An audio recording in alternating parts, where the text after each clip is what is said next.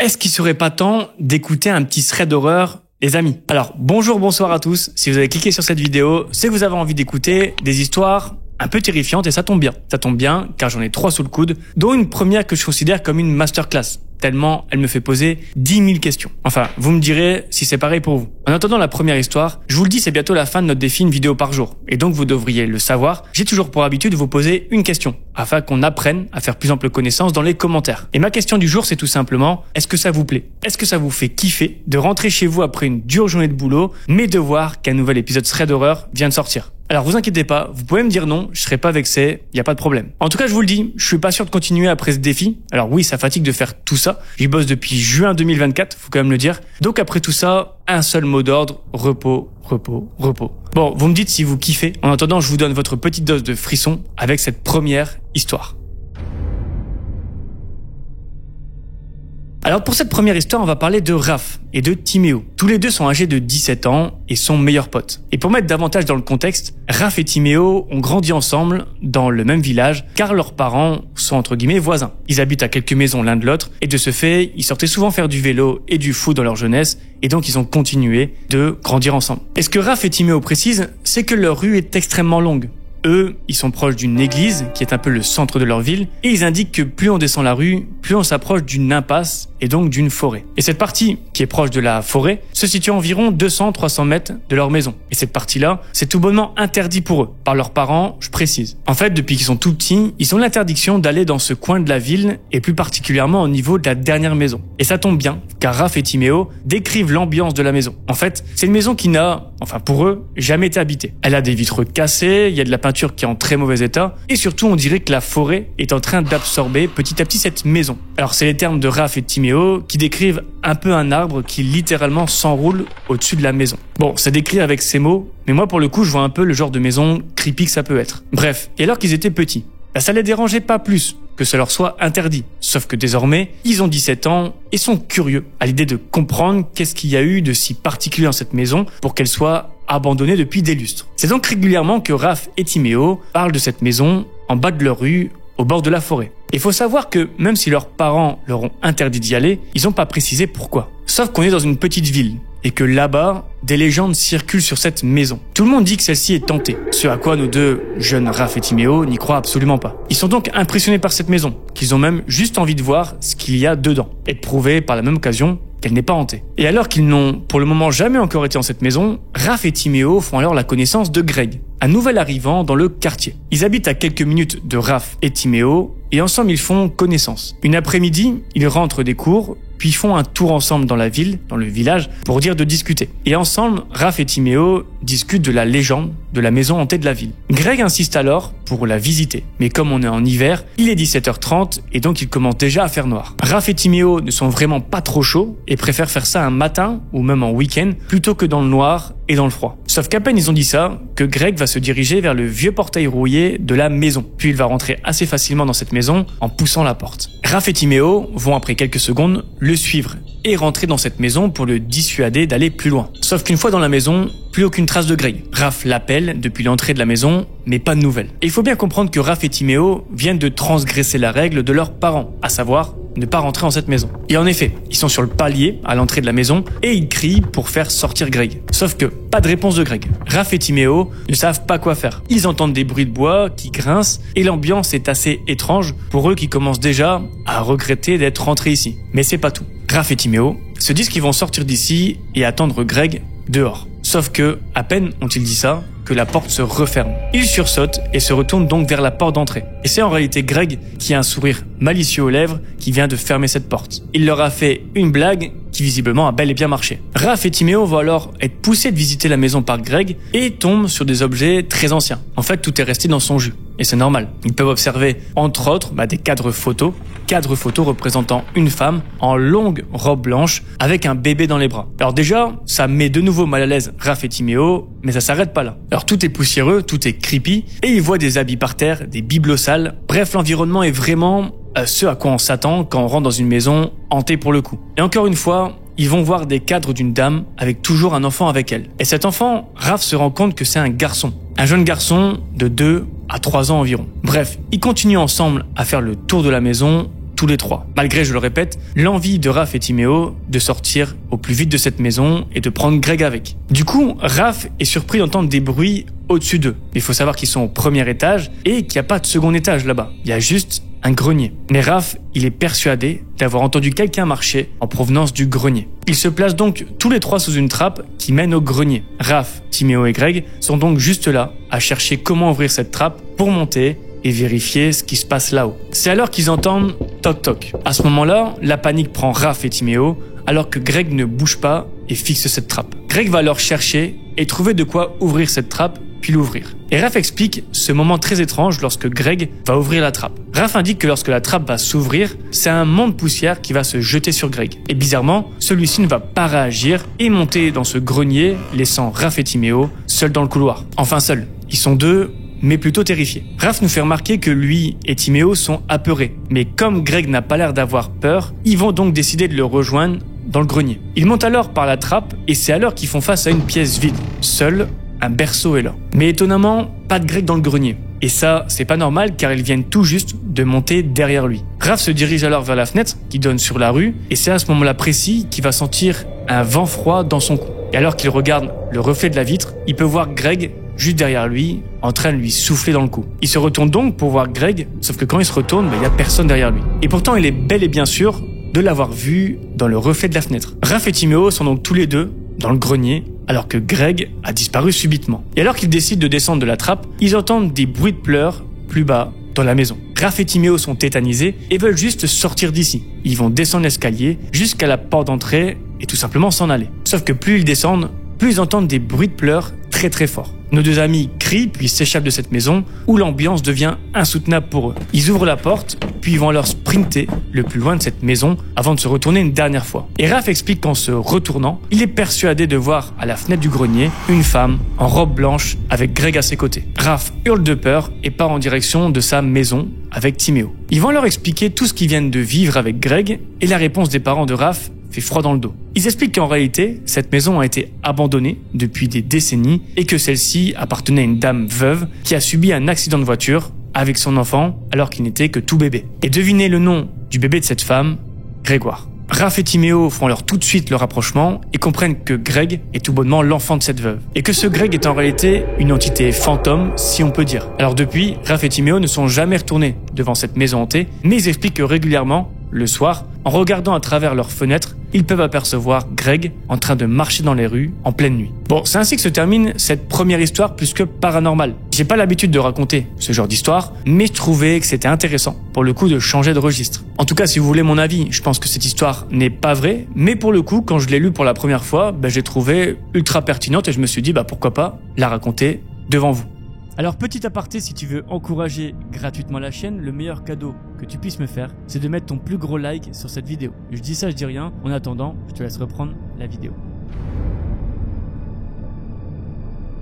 Les amis, je vous embarque pour une seconde histoire. On va parler de Marcel. Alors je trouve sympa ce petit prénom quand même. Marcel, pour vous expliquer un peu le truc, c'est un responsable d'entrepôt dans lequel est stocké et vendu du matériel de bricolage. Et là aussi, il y a pas mal de choses comme des fournitures, on va appeler ça comme ça, pour de la construction. Il est donc responsable de la sécurité, notamment de son entrepôt. En clair, s'il y a une alarme qui se déclenche, c'est lui qui doit se rendre sur les lieux et voir ce qui se passe. Il indique également, et c'est très important, que l'entrepôt où il bosse est immense. Et donc c'est dans cette logique qu'il y a chaque nuit 2 personnes d'astreinte au cas où il y aurait un problème. Et une nuit, Marcel explique qu'il va arriver quelque chose qui va le choquer à jamais. Il est 1h du matin, Marcel est alors d'astreinte et son téléphone sonne. Et ça veut potentiellement dire qu'il y a un problème à l'entrepôt. Et en effet, c'est un appel automatique indiquant qu'une alarme s'est déclenchée dans l'entrepôt. Et ça tombe mal pour Marcel qui venait de s'endormir bien comme il faut, mais bon, il sait que quand il est d'astreinte, c'est souvent quand il trouve le sommeil qu'il est dérangé comme ça. Il se lève donc et s'habille rapidement puis part en direction de l'entrepôt. Il arrive sur place et son collègue qui était également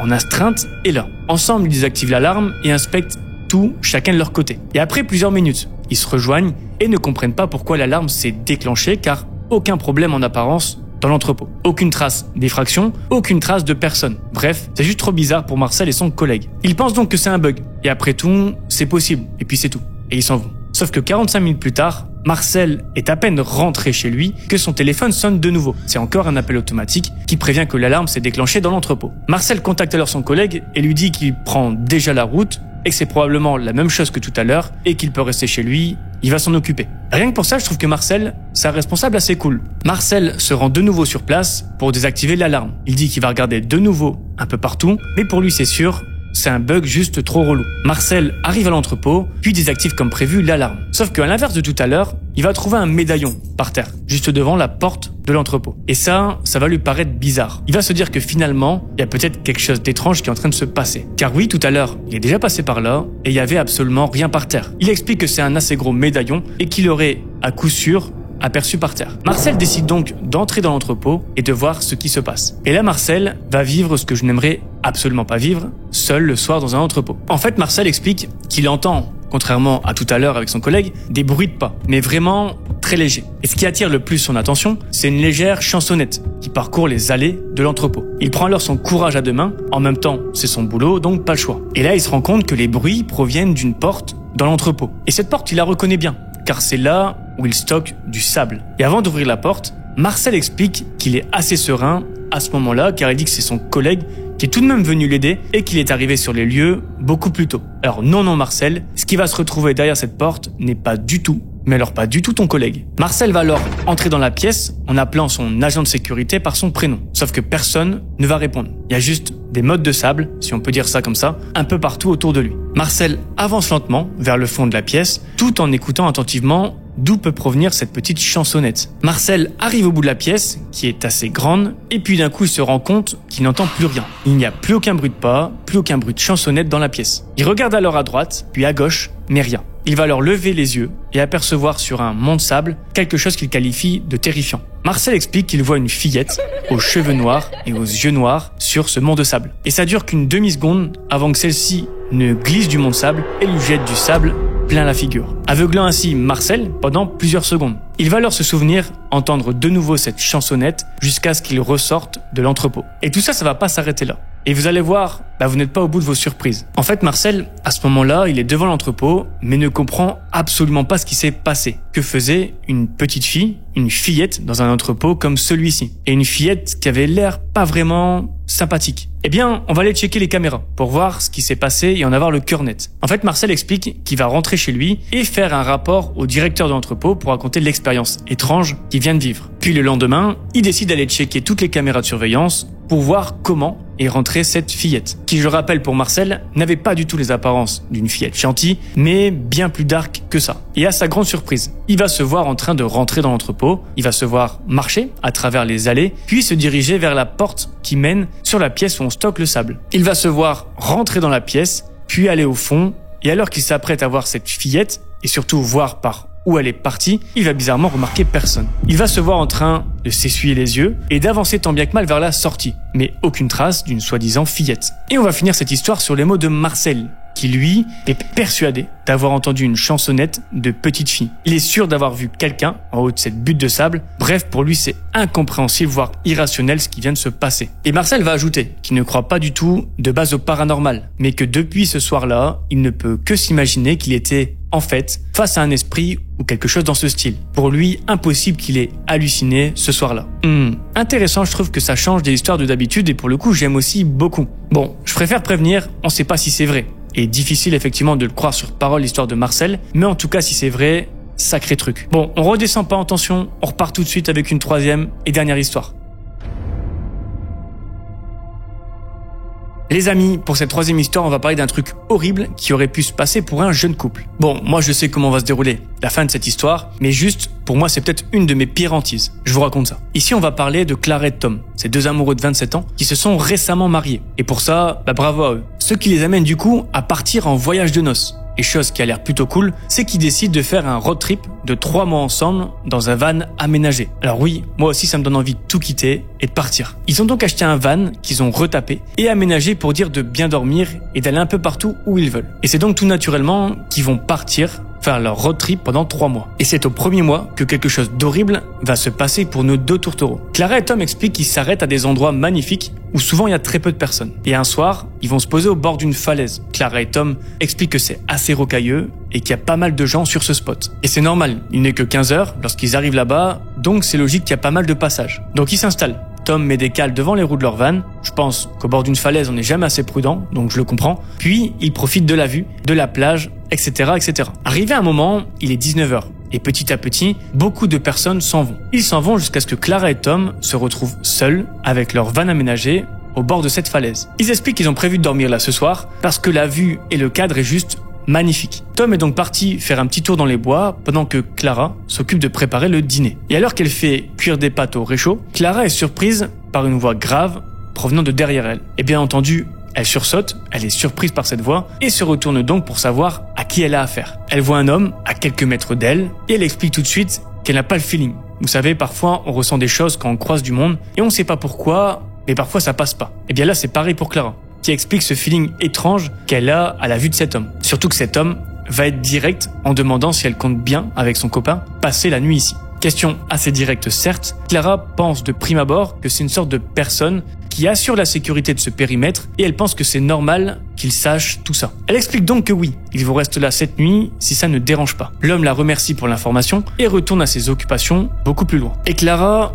elle sait pas ce qu'elle doit penser de tout ça. Elle dit que c'est bizarre, que cette personne n'inspire pas confiance, mais bon, après tout, si elle commence à avoir peur de ça, autant qu'elle plie bagage et qu'elle rentre chez elle tout de suite. Donc tant pis. Elle finit de préparer à manger, puis va rejoindre Tom qui se retrouve à ce moment-là plus bas, au niveau de la plage, pour manger ensemble et profiter de la vue. Vers 21h, il commence à faire sombre. Ils sont seuls sur la plage, donc ils décident de remonter tranquillement leur van pour finir la soirée là-haut. Sauf qu'en remontant au niveau de leur van, Tom remarque quelque chose d'étrange. Alors vous vous souvenez tout à l'heure, je vous ai parlé des cales servant au van d'être sûr de pas bouger et de pas tomber, évitant de prendre le moindre risque au bord d'une falaise. Eh bien Tom indique que lorsqu'ils sont montés à 21h, les cales ne sont plus là. Et pourtant, il est sûr et certain de les avoir mis plus tôt dans la journée. Il explique qu'il est très précautionneux et que c'est impossible qu'il ait vraiment oublié ça. Bref, c'est assez étrange et Tom va donc tenter de les chercher tout autour du van pour les remettre à leur place. Mais sans succès, aucun moyen de mettre la main dessus pour Tom. Maintenant, on va se concentrer de nouveau un petit peu plus sur Clara. Elle décide de prendre une petite douche en extérieur avant d'aller se coucher. Elle profite donc qu'il n'y a personne dans les parages à part son mari pour prendre sa douche. Elle commence à prendre sa douche, sauf que plusieurs minutes après, elle va entendre des bruits de buissons pas loin d'elle.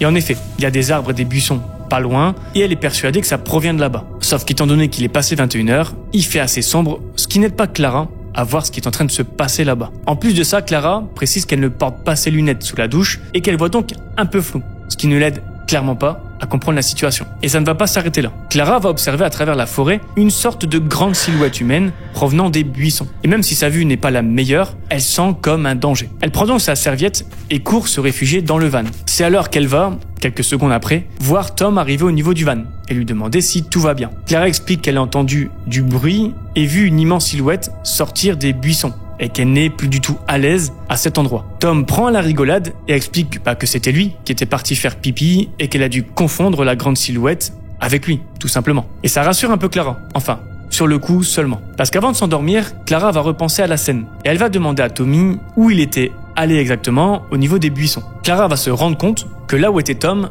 c'est pas du tout où elle a entendu des bruits, ce qui a pour conséquence de rendre Clara assez parano. Et elle est sûre d'avoir vu quelque chose ou quelqu'un sortir des buissons, donc elle a très peur pour cette nuit. Mais encore une fois, Tom ne va pas prendre ça au sérieux. Il a peur de rien et lui dit que tout va bien se passer. Sauf que cette nuit va confirmer toutes les appréhensions de Clara. En fait, quelques temps après s'être endormie, Clara et Tom vont être subitement réveillés par des chuchotements. Et franchement, c'est pas le pire par rapport à ce qui va arriver. En fait, Clara et Tom se réveillent doucement et tentent de voir d'où proviennent les chuchotements à travers les vitres du van. Les chuchotements vont durer quelques minutes sans qu'ils ne puissent voir quoi que ce soit dehors. C'est un peu après qu'ils vont voir débarquer 4 hommes, sortir des buissons et courir en direction du van de Clara et de Tom. Les 4 personnes vont se ruer sur le van et alors que nos 2 amoureux pensent qu'ils vont tenter de voler leur van, ils se précipitent vers les portes pour les garder fermées. Sauf que les 4 personnes ne sont pas là pour voler le van. Ils ont des ambitions beaucoup plus macabre pour Clara et Tom. En fait, les 4 hommes sont en train de pousser de toute leur force le van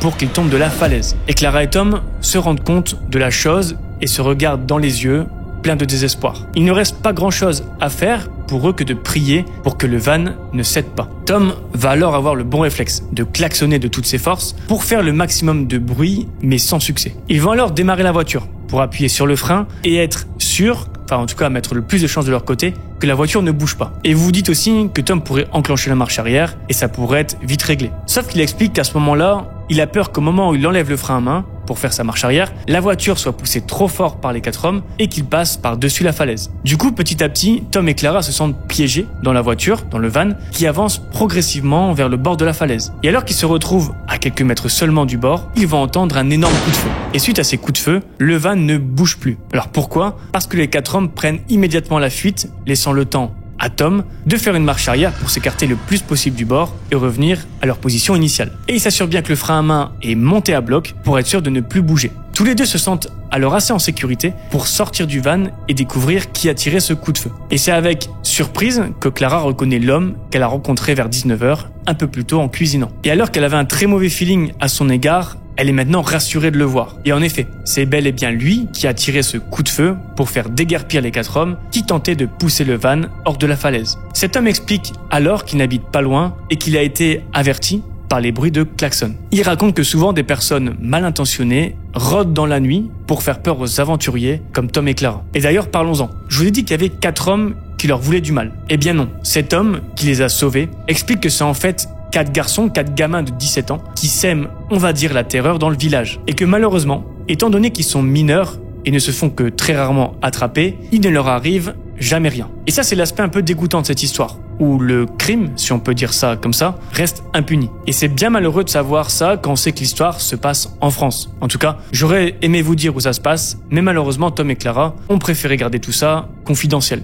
Eh bien, on finit un peu en déprime pour cette vidéo, mais franchement, il y a de quoi. Bref, fin de cette histoire et fin de cette vidéo. Et l'air de rien, on est déjà à notre 15e vidéo consécutive pour ce mois de décembre. Et je vous avoue que ça fait plaisir d'arriver tout doucement à la fin. Le travail que je fais avec ma copine Lucie, c'est juste titanesque, mais si ça peut vous faire plaisir, alors je suis trop content. Sur ces belles paroles, je vous dis bonne journée ou bien bonne nuit. On se dit à demain. Bisous.